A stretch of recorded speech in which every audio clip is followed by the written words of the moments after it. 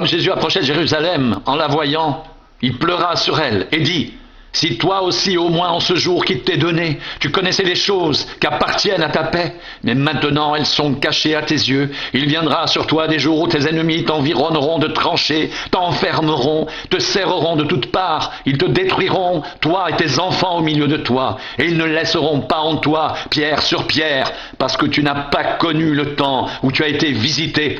Il entra dans le temple, et il se mit à chasser ceux qui vendaient, leur disant: il est écrit, ma maison sera une maison de prière, mais vous en avez fait une caverne de voleurs. Il enseignait tous les jours dans le temple, et les principaux sacrificateurs, les scribes et les principaux du peuple cherchaient à le faire périr, mais ils ne savaient pas comment s'y prendre, car tout le peuple l'écoutait avec admiration. Un de ces jours-là, comme Jésus enseignait dans le peuple, dans le temple, et qu'il annonçait la bonne nouvelle, les principaux sacrificateurs et les scribes avec les anciens survinrent et lui dirent: dis-nous, par quelle autorité fais-tu ces choses? Ou qui est celui qui t'a donné cette autorité? Il leur répondit: je vous adresserai aussi une question. Dites-moi, le baptême de Jean venait-il du ciel ou des hommes? Mais ils raisonnèrent ainsi entre eux. Si nous répondons du ciel, il dira: pourquoi n'avez-vous pas cru en lui? Et si nous répondons des hommes, tout le peuple nous lapidera, car il est persuadé que Jean était un prophète. Alors ils répondirent qu'ils ne savaient d'où il venait. Et Jésus leur dit: moi non plus, je ne vous dirai pas par quelle autorité je fais ces choses. Il se mit ensuite à dire au peuple cette parabole. Un homme planta une vigne, la ferma à des vignerons et quitta pour longtemps le pays. Au temps de la récolte, il envoya un serviteur vers les vignerons pour qu'il lui donne une part du produit de la vigne. Les vignerons le battirent et le renvoyèrent à vide. Il envoya encore un autre serviteur, ils le battirent, l'outragèrent et le renvoyèrent à vide. Il envoya encore un troisième, ils le blessèrent et le chassèrent. Le maître de la vigne dit: que ferai-je? J'enverrai mon fils bien-aimé, peut-être auront-ils pour lui du respect. Mais quand les vignerons le virent, ils raisonnèrent entre eux et dirent: voici l'héritier, tuons-le, afin que l'héritage soit à nous.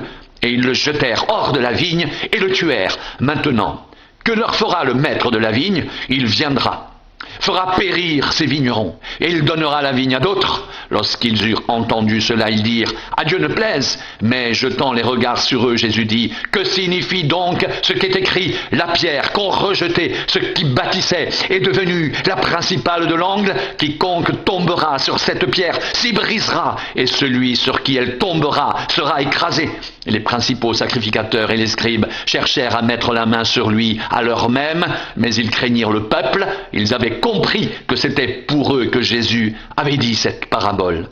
Ils se mirent à observer Jésus, et ils envoyèrent des gens qui feignaient d'être justes pour lui tendre des pièges et saisir de lui quelques paroles afin de le livrer aux magistrats et à l'autorité du gouverneur. Ces gens lui posèrent cette question: maître, nous savons que tu parles et enseignes droitement, et que tu ne regardes pas à l'apparence, mais que tu enseignes la voie de Dieu selon la vérité.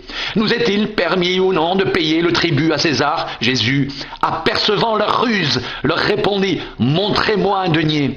De qui porte-t-il l'effigie et l'inscription? De César, répondirent-ils. Alors il leur dit: rendez donc à César ce qui est à César, et à Dieu ce qui est à Dieu. Ils ne purent rien reprendre dans ses paroles devant le peuple, mais étonnés de sa réponse, ils gardèrent le silence. Quelques-uns des Sadducéens, qui disent qu'il n'y a point de résurrection, s'approchèrent et posèrent à Jésus cette question: maître, voici ce que Moïse nous a prescrit. Si le frère de quelqu'un meurt, ayant une femme et pas d'enfant, son frère épousera la femme et suscitera une postérité à son frère. Or, il y avait 7 frères. Le premier se maria et mourut sans avoir d'enfant. Le deuxième et le troisième épousèrent la veuve. Il en fut de même des 7 qui moururent sans laisser d'enfant. Enfin, la femme mourut aussi. À la résurrection, duquel d'entre eux sera-t-elle donc la femme? Car les 7 l'ont eue pour femme.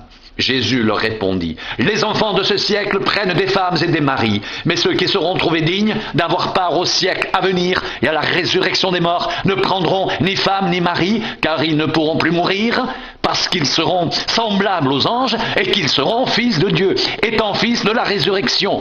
Que les morts ressuscitent, c'est ce que Moïse a fait connaître quand à propos du buisson, il appelle le Seigneur le Dieu d'Abraham, le Dieu d'Isaac et le Dieu de Jacob. Or Dieu n'est pas Dieu des morts, mais des vivants, car pour lui, tous sont vivants. Quelques-uns des scribes, prenant la parole, dirent: maître, tu as bien parlé, et ils n'osaient plus lui poser aucune question.